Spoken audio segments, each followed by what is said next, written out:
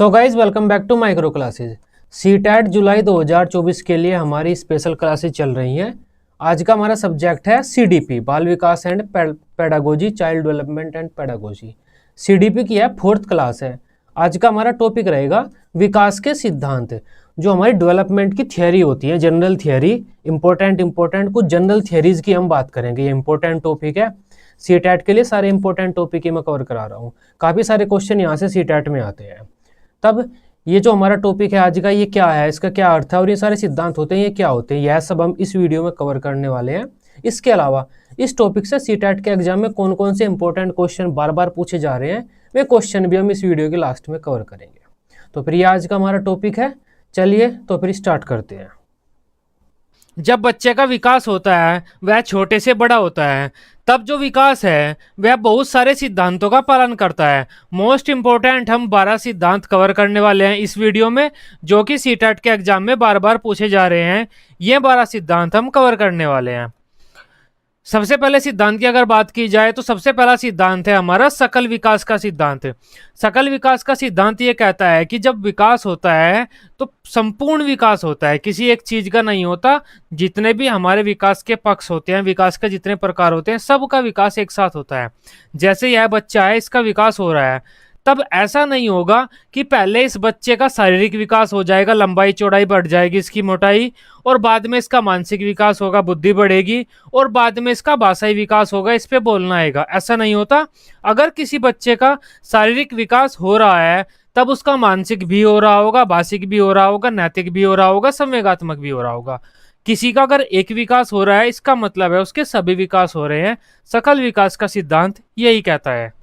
इसको थोड़ा सा देख लेते हैं। सकल विकास का सिद्धांत, principle of all round development. विकास एक संगठित प्रक्रिया है, मतलब पूरे संगठन के साथ चलती है विकास। ऐसा नहीं है एक ही चीज का विकास हो रहा है। विकास के सभी आयामों का विकास एक साथ होता है। जितने भी आयाम है, प्रकार हैं विकास के, जैसे सामाजिक, मानसिक, बौद्धिक, शारीरिक, संवेगात्मक, जितने भी हैं, सबका विकास एक साथ होगा, आगे पीछे नहीं होता।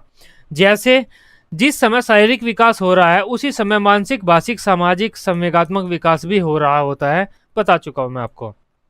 दूसरा पॉइंट है सह संबंध का सिद्धांत, अंतः संबंध का सिद्धांत, प्रिंसिपल ऑफ इंटर रिलेशनशिप। इस सिद्धांत का मतलब ये होता है, अगर विकास हो रहा है तब सभी विकास आपस में जुड़े हुए हैं। अगर एक विकास किसी तरह से बाधित होता है या फिर रुक जाता है तो दूसरे विकास भी बाधित हो जाएंगे। जैसे अगर इस बच्चे का शारीरिक विकास रुक गया किसी कारणवश, तब ऐसा नहीं है, इसका मानसिक विकास होता रहेगा, मानसिक विकास भी रुक जाएगा, भाषाई विकास पर भी प्रभाव पड़ेगा, सामाजिक संवेगात्मक विकास पर भी प्रभाव पड़ता है। ये जो सहसंबंध का सिद्धांत है, इसका मतलब है अगर एक विकास में बाधा पहुंचती है तो दूसरे विकास के जो आयाम है उनमें भी बाधा पहुंचेगी। फर्स्ट पॉइंट है विकास के सभी क्षेत्र आपस में अंतर संबंधित होते हैं, आपस में जुड़े हुए होते हैं। अगर किसी एक क्षेत्र के विकास में बाधा आती है तब दूसरे क्षेत्र का जो विकास है वह भी रुक जाएगा या फिर अवरुद्ध तो होगा ही, मतलब उसमें बाधा तो उत्पन्न जरूर होगी। जैसे अगर बालक का मानसिक विकास रुक गया तब उसका शारीरिक व भाषाई विकास भी प्रभावित होगा। ऐसा नहीं है कि बच्चे का मस्तिष्क का विकास रुक गया, बच्चे में बुद्धि का विकास नहीं हो रहा, लेकिन वह भाषा का अच्छा प्रयोग करेगा, शरीर भी उसका पूरा स्वस्थ रहेगा, ऐसा नहीं होगा। मस्तिष्क अगर रुका है ना तो शारीरिक और भाषाई वगैरह सब कुछ दूसरे भी रुक जाएंगे। अगर बालक के शारीरिक विकास रुक गया तो उसका मानसिक विकास भी रुक जाएगा। यहाँ पर मानसिक आना था जो कि नहीं है, उसका मानसिक विकास भी रुक जाएगा। इसका मतलब है एक विकास रुकेगा तो दूसरे भी रुक जाएंगे। ये अर्थ है विकास के इस सिद्धांत का। थर्ड विकास की अगर हम बात करें तो हमारा आज का तीसरा विकास हो जाता है समान प्रतिमान का सिद्धांत, प्रिंसिपल ऑफ यूनिफॉर्म पैटर्न। इसका मतलब है एक जाति के लोगों में एक जैसी समानता देखने को मिलती है विकास की। अगर कोई हम एक जाति ले लें और उस जाति के जितने भी व्यक्ति हैं, क्रिएचर हैं, जीव जंतु हैं उस जाति में, उन सब में एक जैसी समानता होगी, एक जैसा विकास होगा उनका। जैसे अगर हम शेर का विकास की बात करें, जितने भी शेर हैं उन सबके शेर का विकास एक जैसा होगा। शेर का विकास और बंदर का विकास अलग अलग होगा, लेकिन जितने भी शेर हैं सबका विकास एक जैसा होगा। जितने बंदर हैं सबका विकास एक जैसा सा होगा, जितने भी इंसान हैं उनका विकास भी एक जैसा सा होगा। इसी के साथ अगर हम किसी एक क्षेत्र के लोगों की बात करें, जैसे हमारे अफ्रीकन है, जितने भी अफ्रीकन बच्चे हैं उन सबका विकास एक जैसा सा ही होगा, उनके अनुसार ही होगा। ऐसा नहीं है अफ्रीकन के जो बच्चे हैं उसमें से कुछ बच्चों का विकास इंडिया की तरह या आपके जो अमेरिकन है उनकी तरह हो जाएगा, नहीं। अफ्रीकन है तो अफ्रीकन की तरह ही होगा, अमेरिकन है तो अमेरिकन की तरह ही होगा। जैसे अगर अफ्रीकन बच्चा है, इस बच्चे का विकास बाकी अफ्रीकन बंदों की तरह होगा। इसके जो बाल है में थोड़े डार्क होंगे, मोटे होंगे, थिक होंगे, क्यों? क्योंकि वहां पर गर्मी ज्यादा पड़ती है, स्किन थोड़ी डार्क होगी। वहीं अमेरिकन जो किड है उसके बाल थोड़े लाइट होंगे, स्किन टोन भी थोड़ा लाइट ही होगा, क्योंकि वहां पर सर्दी पड़ती है। और ये जो बच्चा है इसका जो विकास है बाकी अमेरिकन बच्चों की तरह होगा। यही कहता है हमारा थर्ड पॉइंट कि एक जाति के विकास में भी समानता देखने को मिलती है। एक जाति के एक बंदे का विकास उसके बाकी सारे जो उसमें बंदे हैं, जो लोग हैं, व्यक्ति हैं, जीव जंतु हैं उस जाति में, उन सबके विकास के साथ ही मैच करेगा। फोर्थ पॉइंट है हमारा व्यक्तिगत विभिन्नता का सिद्धांत, प्रिंसिपल ऑफ इंडिविजुअल डिफरेंस। इसका मतलब है अगर एक जाति की बात करें हम, एक जाति के सभी व्यक्तियों में हमें समानता देखने को मिलती है उनके विकास में, लेकिन फिर भी उनका विकास अलग होता है, पूरी तरीके से एक जैसा नहीं हो सकता। इंसानों की बात करें हम, इन सभी इंसानों के विकास में हमें समानता देखने को मिलती है, लेकिन फिर भी सबका विकास अलग अलग होता है। किसी बच्चे का विकास थोड़ा जल्दी हो जाता है, थोड़ा जल्दी लंबा हो जाता है कोई बच्चा थोड़ा लेट लंबा होता है, कोई ज़्यादा लंबा हो जाता है, कोई थोड़ा लंबा होता है। किसी के बढ़ने की गति थोड़ी ज़्यादा होती है, किसी की कम होती है। कोई थोड़ा जब छोटा होता है तभी बोलने लगता है, कोई 2 साल बाद जाकर बोलता है। मतलब थोड़े थोड़े अंतर हमें देखने को मिल जाएंगे, इंडिविजुअल डिफरेंसेस होते हैं विकास में भी। समानता तो होगी लेकिन थोड़े थोड़े अंतर होंगे। यही हमारा फोर्थ पॉइंट कहता है। विकास की प्रक्रिया में व्यक्तिगत विभिन्नता देखने को मिलती है, मतलब किन्हीं भी दो व्यक्तियों का विकास एक जैसा नहीं हो सकता। किसी व्यक्ति की लंबाई पहले बढ़ जाती है, किसी की थोड़ा बाद में जाकर बढ़ती है। कोई व्यक्ति पहले बोलना सीख जाता है, कोई व्यक्ति बाद में बोलना सीखता है। सभी व्यक्ति तुतलाकर नहीं बोलते, मतलब कुछ तुतलाकर बोल रहे हैं, कुछ बिना तुतलाए बोल रहे हैं। यह क्या है, विकास में थोड़ा सा अंतर है। अब नेक्स्ट पॉइंट पर बात करते हैं, जो कि हमारा आज का फिफ्थ पॉइंट, निश्चित क्रम का सिद्धांत, एक समान क्रम का सिद्धांत, प्रिंसिपल ऑफ फिक्स पैटर्न। विकास का जो क्रम है वो निर्धारित रहता है कि अगर किसी बच्चे का विकास हो रहा है तो वो कैसा कैसा होगा। पहले बच्चा जब पैदा होगा तो इस तरह लेटा रहेगा, फिर इस तरह चलना सीखेगा, फिर किसी चीज के सहारे वह खड़ा होगा, फिर अपने आप खड़ा हो जाएगा बिना किसी चीज के सपोर्ट के, और फिर भागने लगेगा वह। ये एक विकास का पैटर्न है। दूसरा विकास का पैटर्न ये है, अगर कोई बच्चा कुछ लिख रहा है, लिखना सीख रहा है, तो पहले वो ऐसे ही पेन पकड़ेगा और गुचड़ू मुचड़ू ऐसे करेगा। फिर धीरे धीरे वो कुछ लाइन खींचेगा, 1-2 लाइन खींचेगा, गोल बनाएगा इस तरह, और धीरे धीरे बाद में जाकर वह लेटर लिखना शुरू करेगा, और फिर बाद में जाकर वह एक पूरी पोएट्री वगैरह पूरा एक पेज लिख पाएगा। ये एक फिक्स पैटर्न है, एक फिक्स तरीका है विकास का। विकास इस तरह होता है। ऐसा नहीं होगा कि कोई बच्चा पहले तो पोएट्री लिख रहा है और उसके 10 साल बाद जाकर वह लाइनें खींचनी सीखेगा। ऐसा भी नहीं हो सकता कि कोई बच्चा पहले चलना सीख लेगा और उसके बाद इस तरह चलना सीखेगा। ये एक तरीका है विकास का, ये फिक्स पैटर्न है, एक समान क्रम है, मतलब निश्चित क्रम है एक विकास का। विकास में व्यक्तिगत विभिन्नता देखी जाती है, इसकी गति भी अलग अलग होती है, विकास की गति भी अलग अलग होती है, हम आगे पढ़ेंगे। लेकिन फिर भी विकास क्या करता है, एक समान क्रम का पालन करता है। जैसे बालक पहले बैठता है, फिर उठता है, फिर चलता है, फिर दौड़ता है। ऐसा नहीं कि बालक पहले दौड़ेगा फिर चलेगा। इसी सिद्धांत के अनुसार बालक का विकास हमेशा उसकी उम्र के साथ मेल खाता है। हमें पता है कि बालक 6 महीने तक ऐसे लेटा रहेगा, 8 महीने का जब हो जाएगा ऐसे चलेगा, लगभग 1 साल का बच्चा इस तरह खड़ा हो जाता है और 1 से 1.5 साल का चलना सीख जाता है। तो ये बात हमें पता है और ये एक निश्चित क्रम है। तब हम बच्चे की हरकतें देखकर, बच्चे के कार्य देखकर हम पता लगा सकते हैं उसकी लगभग उम्र क्या है। अगर आपके पेपर में सवाल आता है, ये इंपॉर्टेंट क्वेश्चन है कि किस सिद्धांत के अनुसार बालक का विकास हमेशा उसकी उम्र के साथ मेल खाता है, वो है हमारा एक समान क्रम का सिद्धांत। क्योंकि विकास का क्रम निश्चित होता है जो कि बढ़ती उम्र के साथ बढ़ता बढ़ता चला जाता है। हमारा जो 6 पॉइंट है वो ये है, पूर्वानुमान का सिद्धांत या फिर अनुमान का सिद्धांत, प्रिंसिपल ऑफ प्रिडिक्टेबिलिटी। मतलब हम विकास के बारे में भविष्यवाणी कर सकते हैं, पूर्वानुमान लगा सकते हैं कि इस बच्चे का विकास ऐसा हो रहा है। मान लीजिए 6 महीने का बच्चा इस तरह चलता है, लेकिन 6 महीने का बच्चा इस तरह ही लेटा हुआ है, उसने ऐसे घुटने के बल चलना नहीं सीखा। तब हम कह सकते हैं कि इस बच्चे का जो विकास है वो खराब हो रहा है। जिस स्पीड से चलना चाहिए उस स्पीड से नहीं चल रहा, आगे जाके इसे दिक्कत होगी। अगर कोई 6 महीने का बच्चा इस तरह से चलना सीख लेता है, तब हम कह सकते हैं इस बच्चे का विकास बहुत तेजी से हो रहा है, अच्छा हो रहा है, आगे जाके यह बच्चा तरक्की करेगा। हम विकास के प्रति भविष्यवाणी कर सकते हैं, उसके प्रति अनुमान लगा सकते हैं विकास को देखकर, किस बच्चे का विकास कैसा हो रहा है और आगे जाके क्या होगा। यही देख लेते हैं हम। विकास का अनुमान लगाया जा सकता है, विकास के प्रति भविष्यवाणी की जा सकती है, लेकिन विकास को हम सटीकता से नहीं माप सकते और न ही प्रत्यक्ष रूप से पूर्ण रूप से बता सकते हैं। विकास का प्रत्यक्ष तरीके से अवलोकन या आकलन नहीं किया जा सकता, इसे सटीकता से नहीं मापा जा सकता।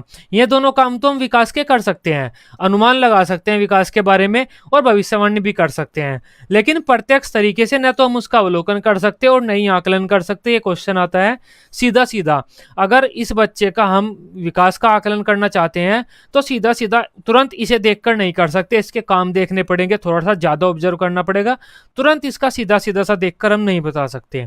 और न ही इसे सटीकता से माप सकते हम कि 100% हम इसे नहीं बता सकते कि हमारा विकास कैसा चल रहा है, क्योंकि हमें बालक के ज्ञान वगैरह का पता लगाना पड़ेगा। इस बच्चे का विकास कैसा चल रहा है, इसके काम देखने पड़ेंगे, इसकी बुद्धि चेक करनी पड़ेगी, हमें इसमें नैतिकता चेक करनी पड़ेगी, तभी तो पता चलेगा विकास कैसा चल रहा है। तो हम इसे सटीकता से नहीं माप सकते और ना ही इसका अवलोकन व आकलन कर सकते प्रत्यक्ष तरीके से। अप्रत्यक्ष तरीके से हम इसका आकलन कर सकते हैं। नेक्स्ट पॉइंट पर चलते हैं हम, जो कि हमारा विभिन्न गति का सिद्धांत, प्रिंसिपल ऑफ डिफरेंट स्पीड। विकास की जो गति है वह अलग अलग होती है, डिफरेंट स्पीड होती है उसकी। कई विकास की गति के तथ्य होते हैं, मैं सभी मैं आपको बताता हूं। सबसे पहला हमारा तथ्य है विकास की गति समान नहीं रहती, कभी तेज होती है कभी धीमी होती है, जैसे लंबाई कभी तेजी से बढ़ जाती है कभी बहुत धीमे धीमे बढ़ती है। पहला पॉइंट विकास की गति में ये है। पहला पॉइंट तो हमारा यही हो जाता कि विकास की गति एक समान नहीं होती, अलग अलग होती है।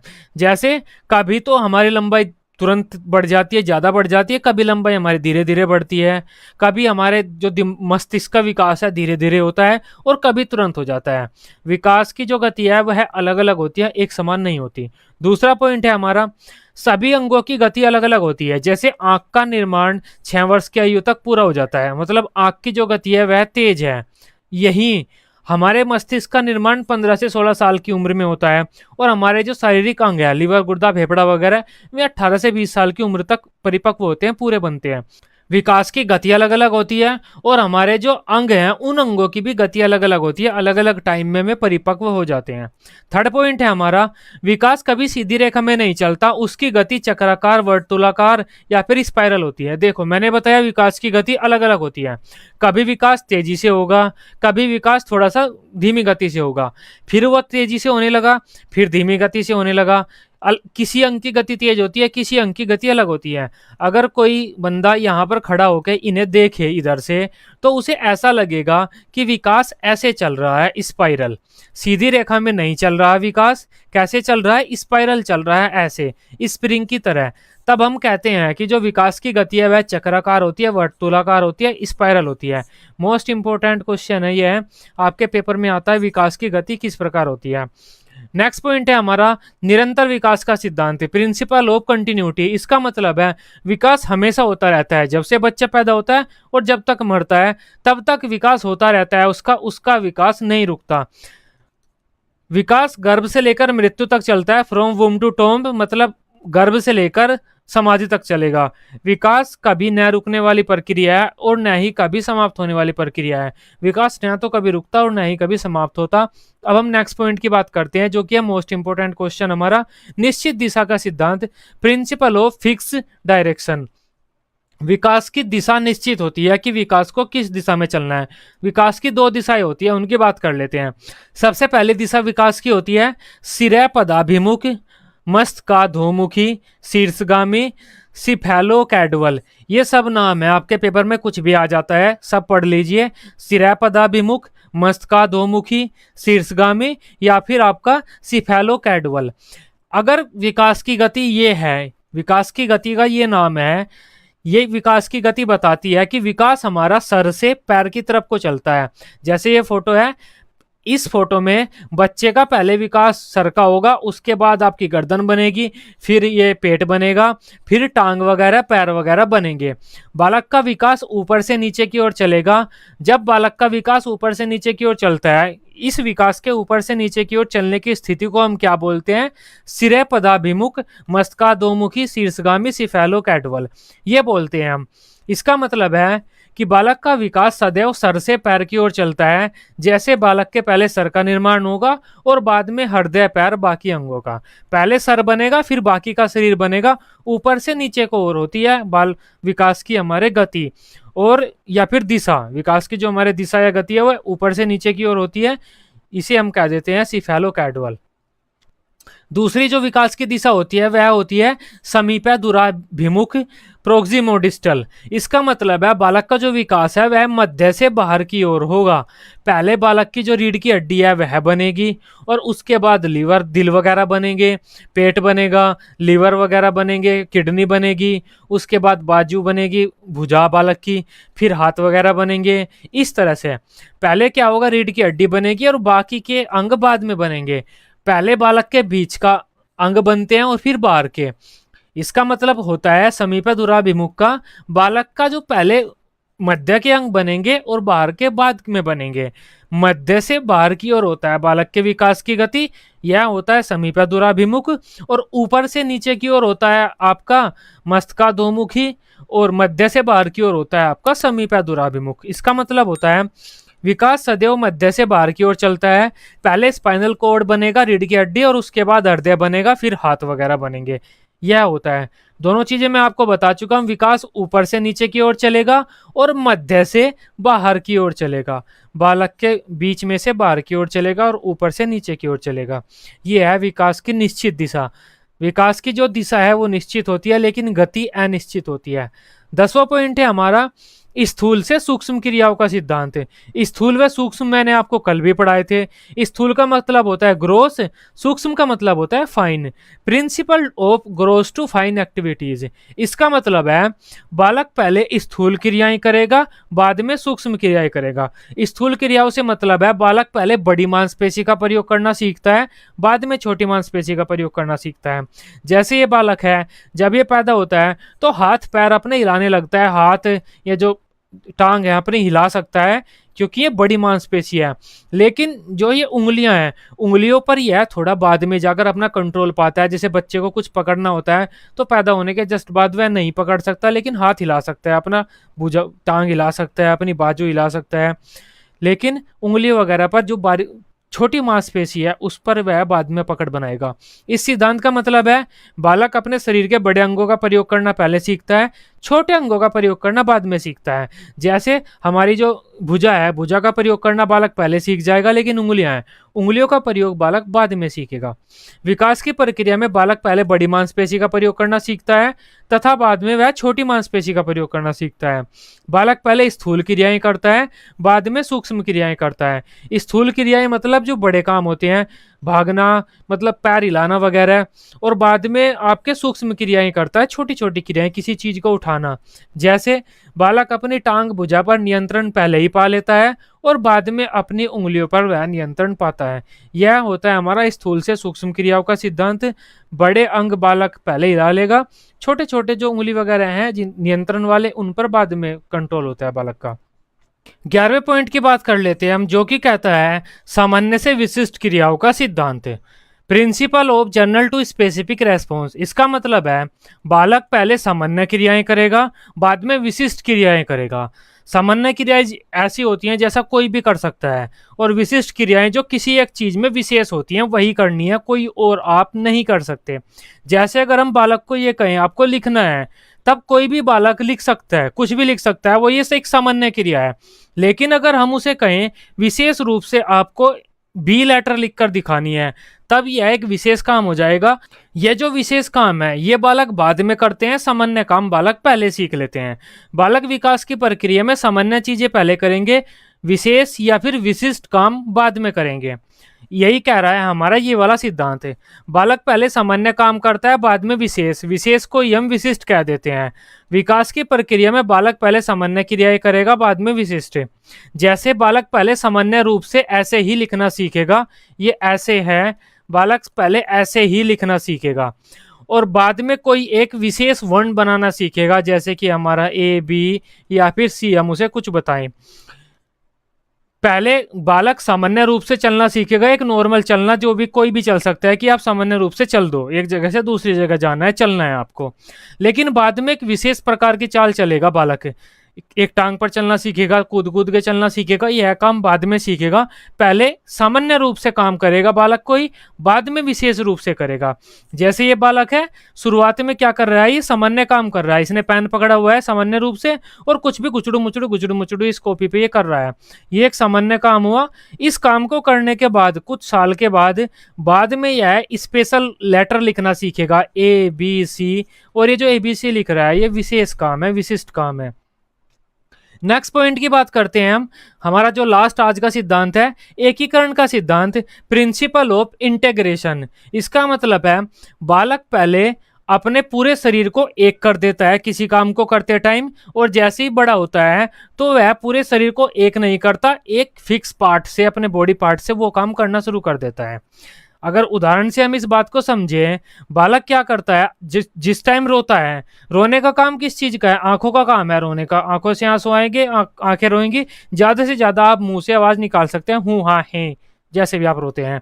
लेकिन जब छोटा बच्चा रोता है तो वो अपने पूरे शरीर को एक कर देता है रोते टाइम, हाथ भी फेंक के मारता है, लात भी फेंक के मारता है, सब मतलब पूरे शरीर को एक कर देगा बालक जब छोटा होता है किसी भी काम को करते टाइम। जब बड़ा हो जाता है वह, तो उसी एक अपने बॉडी के पार्ट से वह काम करेगा जिससे वह होता है। रोने वाला काम बच्चा छोटा पूरे शरीर से करता है, लेकिन जब बड़ा हो जाता है तो वह सिर्फ आंख व मुंह से ही रोएगा जब बड़ा हो जाएगा। जैसे जब बच्चा बैठा होता है और उसे उठना होता है तो सिर्फ टांगों का काम होता है, बच्चा बैठा है और अपनी टांगों के द्वारा उसे खड़ा हो जाना है। लेकिन छोटा बच्चा क्या करता है, अपने पूरे शरीर को एक कर देता है। जैसे इस बच्चे को उठना था तो इसने अपने हाथों का भी सपोर्ट दिया, अपना सर भी नीचे जमीन पर रख दिया जिससे सपोर्ट मिल जाए, इसे उठने में थोड़ी हेल्प हो। तब इसने क्या किया, उठते टाइम अपने पूरे शरीर को एक कर दिया। कोई एक काम कर रहा था यह बच्चा, इसने क्या किया, अपने पूरे शरीर को एक कर दिया उठते टाइम।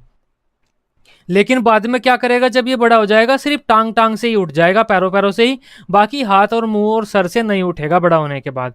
यही हमारा कहता है एकीकरण का सिद्धांत है। इस सिद्धांत के अनुसार बालक पहले सभी अंगों को मिलाकर काम करता है, बाद में किसी एक अंग से काम करता है जिससे भी वह काम होता है, जिस भी अंग से वह काम होता है सिर्फ उसी अंग से करता है। जैसे बालक रोते समय पूरा चेहरा, हाथ पैर सब कुछ हिलाता है, जैसे ये फेंक फेंक के मार रहा है अपने हाथ पैर। लेकिन बड़ा हो जाने के बाद वह सिर्फ चेहरे से ही रोता है, हाथ पैर से नहीं रोता। जो ये हमारा सिद्धांत है, इसमें कौन कौन से शिक्षण सूत्रों का पालन होता है, पूर्ण से अंश, मतलब बालक पहले पूरे शरीर का प्रयोग करेगा, फिर अंश मतलब एक पार्ट का प्रयोग करेगा। सामान्य से विशेष, यह जो पूरी तरह से बालक काम कर रहा है यह एक सामान्य काम है, और विशेष काम होता है उसी अंग से, जिस अंग से रोना है उसी अंग से रोना, वो एक विशेष काम है। ये दो शिक्षण सूत्रों का प्रयोग होता है इसमें। ये हमारे 12 सिद्धांत थे जो कि हमारे पेपर में आते हैं सीटेट के। अब इन सिद्धांतों के ऊपर कौन कौन से क्वेश्चन आते हैं वह क्वेश्चन हम देखते हैं। फर्स्ट पॉइंट है मोस्ट इंपोर्टेंट एमसीक्यू जो सीटेट के पेपर में बार बार आता है आपका, विकास कभी न समाप्त होने वाली प्रक्रिया है, यह विचार किस सिद्धांत से संबंधित है। विकास कभी समाप्त नहीं होता, इसका मतलब है विकास निरंतर चलता रहता है, तब विकास निरंतरता के सिद्धांत से संबंधित है। उत्तर हमारा हो जाता है ए। एकीकरण का सिद्धांत कहता है कि हमारे शरीर के सभी अंगों को बालक एक कर लेते हैं किसी काम को करते टाइम, यह नहीं होता। अंतःक्रिया का सिद्धांत तो हमने पढ़ा ही नहीं। अंतः संबंध का सिद्धांत होता है कि विकास के एक प्रकार का संबंध दूसरे प्रकार से होता है, जैसे अगर मस्तिष्क का विकास बाधित होगा तो शरीर का विकास भी बाधित हो जाएगा। यह भी उत्तर नहीं है हमारा, इसका उत्तर हो जाता है ए। नेक्स्ट क्वेश्चन पर चलते हैं। विकास की तरफ से की तरफ को चलता है, विकास किस तरफ से किस तरफ को चलता है, अब हमें यह बताना है। जटिल से कठिन, यह तो हमने पढ़ा ही नहीं। विशिष्ट से सामान्य नहीं, विशिष्ट से सामान्य नहीं चलता विकास, सामान्य से विशिष्ट चलता है। बालक पहले सामान्य क्रियाएं करता है, बाद में विशिष्ट क्रियाएं करता है, तो यह भी नहीं होगा। साधारण से आसान, यह भी हमने नहीं पढ़ा। सामान्य से विशिष्ट, यह हमने पढ़ा है, इसका उत्तर हो जाता है डी। नेक्स्ट क्वेश्चन पर चलते हैं। विकास की गति एक व्यक्ति से दूसरे में भिन्न होती है, मतलब विकास की गति दो व्यक्तियों में भिन्न होती है, लेकिन फिर भी यह किस चीज का पालन करती है। गति तो विकास की अलग अलग है, लेकिन किस चीज का पालन करता है विकास से। एड़ी से चोटी का पालन करता है, ऐसा तो कुछ हमने पढ़ा नहीं। अव्यवस्थित नहीं होता विकास कभी भी। प्रत्याशित भी नहीं पढ़ा हमने, अप्रत्याशित भी नहीं पढ़ा। क्रमबद्ध व व्यवस्थित, हाँ, विकास क्रमबद्ध होता है, विकास का एक निश्चित क्रम होता है, निश्चित क्रम का सिद्धांत हमने पढ़ा था, उसके अनुसार विकास क्रमबद्ध होता है। तब इसका उत्तर हो जाता है इस क्वेश्चन का डी। नेक्स्ट क्वेश्चन की तरफ बढ़ते हैं हम। फोर्थ क्वेश्चन है हमारा, विकास का सिरे पदाभिमुख दिशा सिद्धांत व्याख्या करता है कि विकास इस तरफ आगे बढ़ता है। जो हमने सिरे पदाभिमुख दिशा का सिद्धांत पढ़ा था, उसके अनुसार विकास किस तरफ से किस तरफ बढ़ता है। सिरे पदाभिमुख का मतलब होता है सिर से पैर, पहले सिर का निर्माण होगा, फिर पैर का निर्माण होगा, मतलब ऊपर से नीचे की ओर बढ़ता है विकास। ऑप्शन देख लेते हैं। सामान्य से विशिष्ट कार्यों की ओर, ऐसा तो कुछ नहीं होता सिरे पदाभिमुख में। भिन्न से एकीकृत कार्य की ओर, ऐसा भी नहीं होता। सिर से पैर की ओर, हाँ, ये होता है सिर से पैर की ओर। नेक्स्ट क्वेश्चन की तरफ चलते हैं हम। चालक विकास की दर में व्यक्तिगत विभिन्नताएं होती हैं, फिर भी जो चालक विकास का क्रम से तक होता है। चालक विकास का क्रम किससे किसकी ओर होता है, अब हमें वह बताना है। ऑप्शन देख लेते हैं हम। ए है हमारा शीर्षगामी से अधोगामी होता है, या तो शीर्षगामी आएगा या अधोगामी, दोनों तो आ नहीं सकते। अधोगामी से शीर्षगामी होगा, ये दोनों एक साथ नहीं होंगे, क्योंकि ये तो एक शीर्षगामी होगा या अधोगामी होगा, दोनों का तो कोई मतलब नहीं हुआ। स्थूल से सूक्ष्म की ओर होता है, ये हो सकता है। स्थूल का मतलब है बालक पहले अपनी बड़ी मांसपेशी का प्रयोग करना शुरू करेगा, फिर छोटी मांसपेशी का प्रयोग करना शुरू करेगा। इसका आंसर सी हो सकता है। डी की बात करते हैं, सूक्ष्म से स्थूल नहीं होता, इसका उत्तर हमारा सी ही हो जाता है। डी नहीं है, क्योंकि हमारा स्थूल से सूक्ष्म चलता है विकास। नेक्स्ट क्वेश्चन है हमारा, संवेग तथा संज्ञान एक दूसरे से क्या है। पूर्णतः अलग है, नहीं है, पूर्णतः अलग नहीं है, क्योंकि हमने अभी विकास के सिद्धांत में पढ़ा था, विकास संगठित प्रक्रिया है, पूरा विकास एक साथ चलता है। अगर विकास का किसी भी एक क्षेत्र में बाधा पहुंचती है तो दूसरे क्षेत्र में बाधा पहुंच जाती है। इसका मतलब क्या हुआ, संवेगात्मक हमारा विकास और संज्ञानात्मक हमारा विकास, मतलब ज्ञानात्मक बौद्धिक हमारा विकास, दोनों एक दूसरे के साथ जुड़े हुए हैं, अलग अलग नहीं है, पूर्णतः अलग नहीं है, वे संबंधित हैं भाई, संबंधित नहीं है, नहीं संबंधित हैं, सन्निहित हैं, मतलब एक दूसरे से जुड़े हुए हैं, सन्निहित हैं। इसका आंसर सी हो जाता है। नेक्स्ट क्वेश्चन की तरफ बढ़ते हैं। प्राय देखा गया है कि बालक के मानसिक विकास में रुकावट आने पर उसका शारीरिक विकास में भी अवरुद्ध हो जाता है, शारीरिक विकास में भी रुकावट आ जाती है। विकास का कौन सा सिद्धांत इस चीज की व्याख्या करता है। मानसिक विकास बालक का बाधित हुआ, शारीरिक विकास भी बाधित हो गया। अब कौन सा सिद्धांत इसकी व्याख्या करता है। पहला है सकल विकास का सिद्धांत। सकल विकास का सिद्धांत मतलब विकास एक साथ चलता है हमेशा, पूरा नहीं, ये तो इसकी व्याख्या नहीं करता। समान प्रतिमान का सिद्धांत भी व्याख्या नहीं करता। समान प्रतिमान का मतलब शेर के विकास में और बंदर के विकास में अलग अलग होते हैं और समानता एक दूसरे में होती है। सह संबंध का सिद्धांत, हाँ, सह संबंध का सिद्धांत हमारा हो जाता है, इसका उत्तर है सी। सह संबंध का सिद्धांत हमें बोलता है विकास के सभी आयामों में संबंध होता है, अगर एक में कोई दिक्कत होती है दूसरे में भी दिक्कत हो जाती है। नेक्स्ट क्वेश्चन की तरफ बढ़ते हैं। किसी समूह के विकास में समानता देखने को मिलती है, फिर भी उनमें सभी व्यक्तियों के विकास में अंतर क्यों देखने को मिलता है। मतलब किसी समूह के व्यक्ति हैं, सब में समानता है उनके विकास में, लेकिन फिर भी अंतर क्यों होता है। क्यों होता है सब में अंतर, व्यक्तिगत विभिन्नता के कारण होता है, क्योंकि व्यक्तिगत विभिन्नता तो रहेंगी ही रहेंगी, चाहे कितना ही विकास समान हो जाए। सकल विकास का सिद्धांत नहीं, समान प्रतिमान का सिद्धांत नहीं, सह संबंध का सिद्धांत नहीं, व्यक्तिगत विभिन्नता का सिद्धांत, ये इसका सही है। व्यक्तिगत विभिन्नता का सिद्धांत ही कहता है चाहे कितनी समानता हो जाए, अंतर फिर भी हमें देखने को मिलेगा। नेक्स्ट क्वेश्चन की बात कर लेते हैं, जो कि हमारा 10th क्वेश्चन, समीप दूराभिमुख सिद्धांत का क्या अर्थ है। मतलब पहले समीप वाले अंगों का विकास होगा, बीच वाले, और फिर दूर वाले अंगों का विकास होगा जो शरीर से दूर है, हाथ वगैरह। बीच से बाहर की ओर हमारा विकास होगा, समीप से बाहर की ओर, मध्य से बाहर की ओर। देख लेते हैं मध्य से बाहर की ओर कहाँ है। ऊपर से नीचे गलत है, नीचे से ऊपर ये भी गलत है, बाहर से मध्य ये भी गलत है, मध्य से बाहर ये सही हो जाता है। हमारा उत्तर हो जाता है इसका डी। समीप दूराभिमुख क्या कहता है? डी कहता है हमारा समीप दूराभिमुख। ये हमारा लास्ट क्वेश्चन था। विकास के सिद्धांत आज हमने कवर किए हैं। आई होप विकास के सिद्धांत क्या होते हैं अब आप समझ पाए होंगे। वीडियो आपको अच्छी लगी हो आप इसे लाइक कर सकते हैं, अपने दोस्तों के साथ ग्रुप वगैरह में शेयर कर सकते हैं।